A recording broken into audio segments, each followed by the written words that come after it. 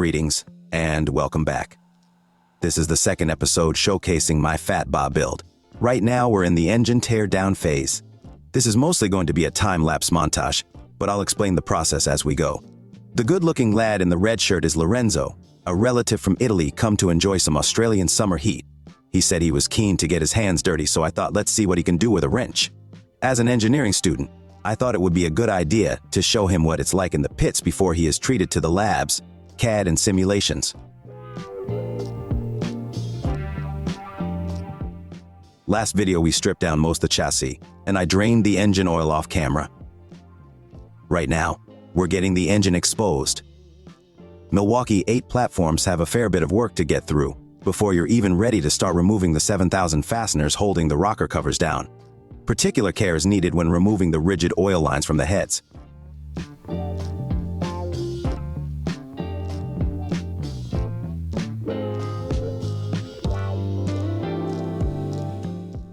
Milwaukee 8 motors have 2 parts to the rocker covers. You can remove both parts without removing the rocker assemblies.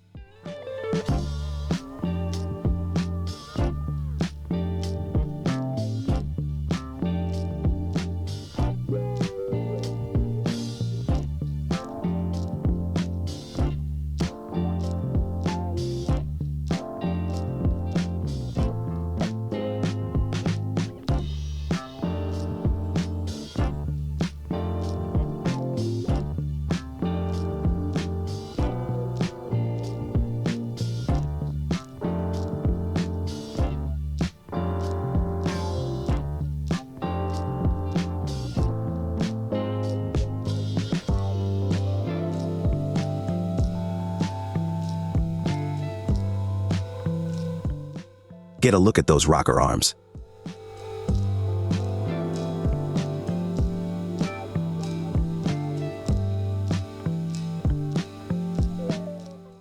Nice manifold, bro. Do they make that in men's?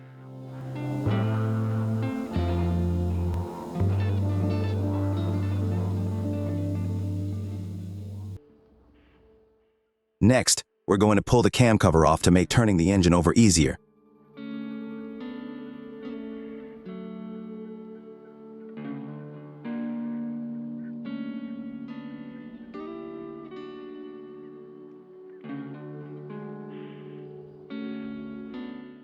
With the spark plugs removed, I can use the camshaft bolt to turn the engine over. However, you should never do this.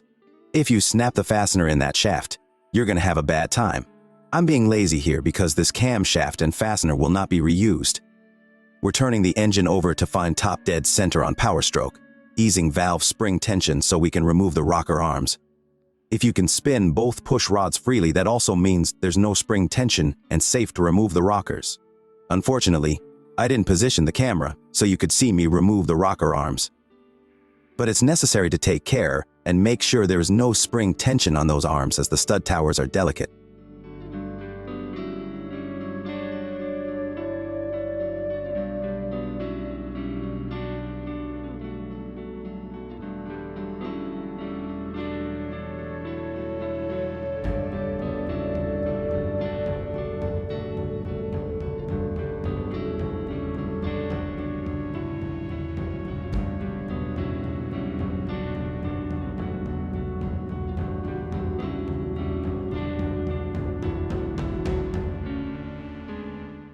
Now we're removing the intake manifold. The stock plastic unit is easy to remove with the heads bolted down.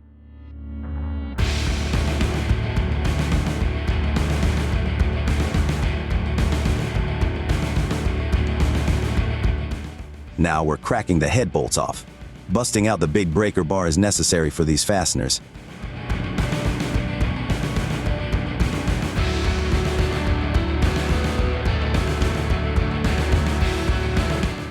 Once all the fasteners are removed, a light knock with a soft hammer is enough to separate the heads from the bores, exposing the combustion chamber. It's easy to break cooling fins if you're not careful with the hammer.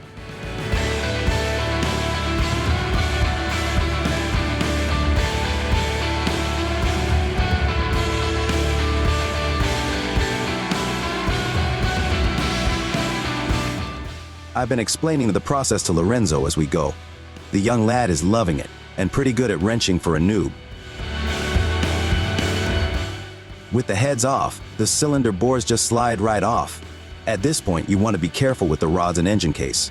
The crank is also exposed to the world, so keeping a rag on top is good practice. Old bong hoses over the cylinder studs work nicely for keeping the pistons clear.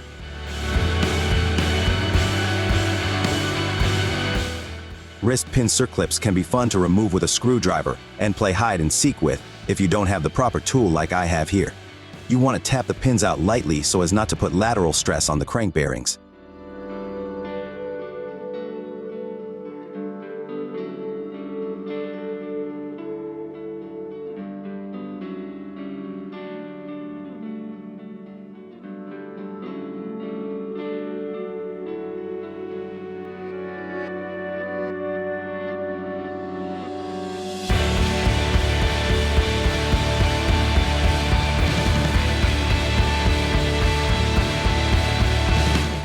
There is a special tool to lock up the crank and cam gears that is necessary for a job like this.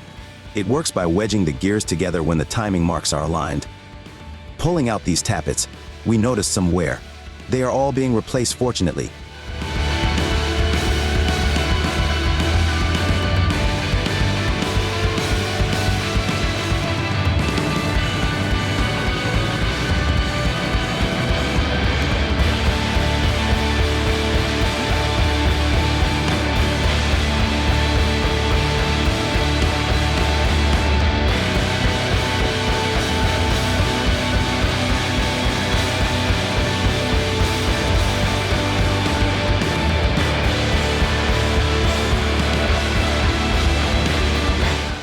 Now we're pulling out the cam and oil pump assembly.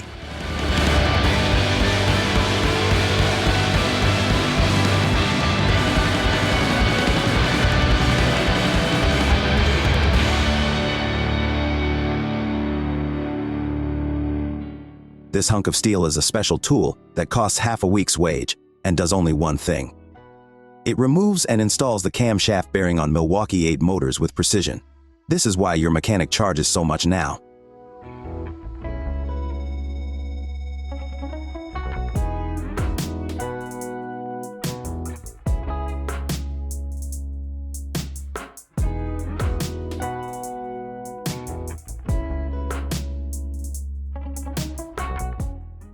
So surprise, we had enough daylight left to install some of the new gear. Early Milwaukee 8 motors are known to have oiling issues at idle and when pushing the red line. So that's why I'm overhauling all of the original oiling system and replacing it with the S&S upgraded oil pump system. Gains an extra tooth to the pump gears. This will be paired with an S&S 475 camshaft.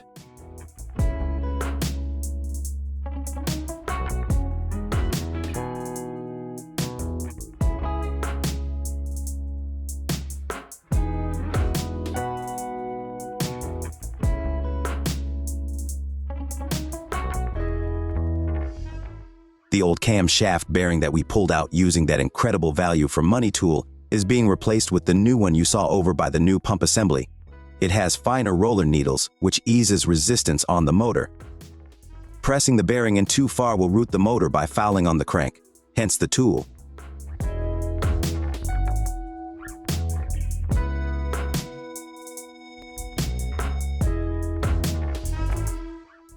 The super expensive tool paying for itself.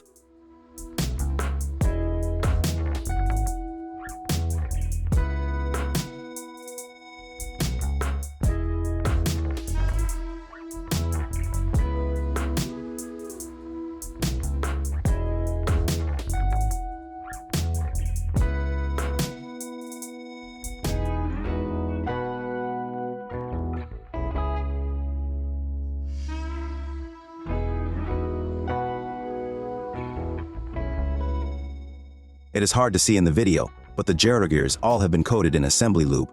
You want to make sure you pay attention to the orientation when assembling these oil pumps and not forget any O-rings. If this isn't assembled correctly, you risk losing oil pressure, which runs the risk of bad vibes at Richmond High.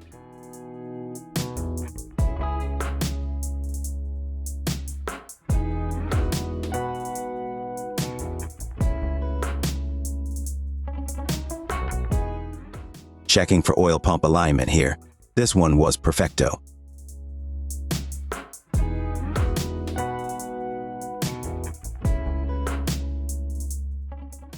At this point, the GoPro ran out of battery, so I finished up the afternoon with the shaky cam. Hopper has come to contribute floof and seek attention. Milwaukee 8 motors respond really well to cam upgrades. That lumpy cam alone would push 110 horses, but that's not enough for me. When paired with bigger barrels and a good dyno tune, for me personally makes the perfect daily rider, canyon carver and neighborhood alarm clock.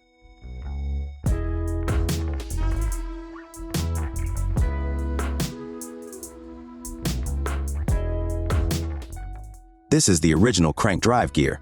Notice the backlash. This is the new crank drive gear from Fueling Parts. It is a press-fit type of gear and a good idea if you're pushing bigger numbers.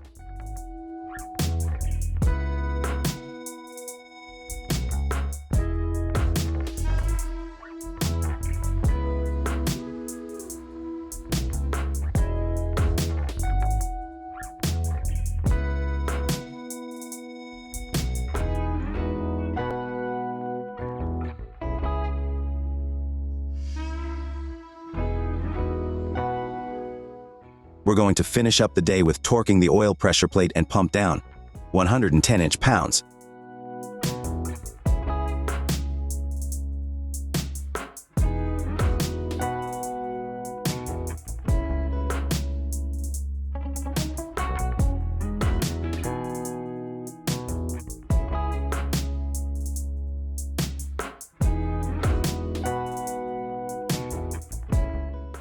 When torquing the oil pump fasteners to the oil pressure plate, you need to rotate the crankshaft a couple of rotations to align the pump gears and ensure no binding is present.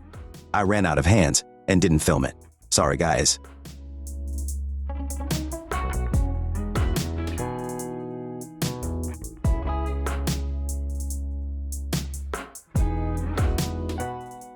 Well, that will about wrap it up for this episode.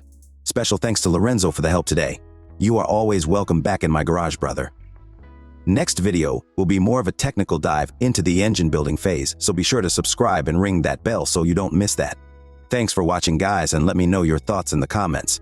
If you haven't already, I'd appreciate if you leave a like and share this video to help grow the channel. Ride safe and keep going.